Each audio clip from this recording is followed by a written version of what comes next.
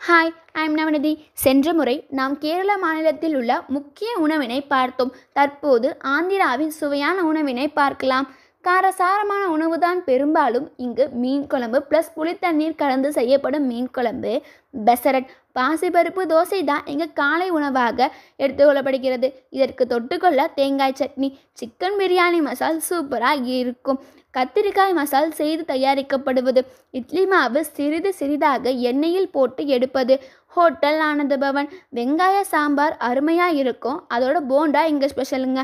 அடுத்து ஆந்திராவில் இருக்க சிறந்த ஊர்களில் இருக்க உணவுகளை பார்க்கலாம் வாங்க. ஃபஸ்ட்டு குண்டூர் புளிச்சக்கீரை சட்னியும் மாவடு ஊறுகாவும் மிகவும் அற்புதமாக இருக்கும். உப்புமா, மெதுவடை, உப்பிட்டு, கத்திரிக்காய் ஃப்ரை, தயிர் சாதம், புளியோதரை இவைகள் எல்லாம் ஆந்திர மக்களால் மிகவும் விரும்பப்படுகிறது.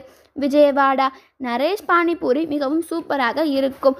மூணாவதாக திருப்பதி, இங்கு உருளைக்கிழங்கு போண்டா மிகவும் சூப்பராக இருக்கும். ஜோடியாக் ரெஸ்டாரண்ட் சைவம் ப்ளஸ் அசைவம் நன்றாக இருக்கும். ஸ்ரீ லக்ஷ்மி நாராயணன் பவன் சைவம் இங்கே தாங்க ஸ்பெஷலு. பசாரி வெஸ்ட் ரெஸ்டாரண்ட் சாதம் இங்கே மதியமாக அருமையாக இருக்கும். பாம்பே கொல்லி ஸ்வீட்டும் காஃபியும் இங்கே நல்லாக இருக்குங்க. இதை நீங்கள் போய் டேஸ்ட் பண்ணி பாருங்கள். அடுத்து விஜயவாடா இட்லி தோசை வடை காம்பினேஷன் சூப்பராக இருக்கும். Ramaiah mess veg restaurant pickle plus சாப்பாடு இங்கே அருமையாக இருக்கும். அடுத்து பாபாய் ஹோட்டல் இட்லி பொடி ப்ளஸ் தோசை, இங்கே இது 1942 இங்கே செயல்பட்டு வருதுங்க. இதாங்க இங்கே ஸ்பெஷலு.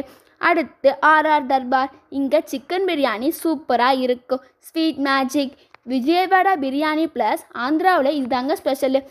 நான் சொன்ன உணவுகள் எல்லாமே ட்ரை பண்ணி சுவைத்து மகிழுங்க.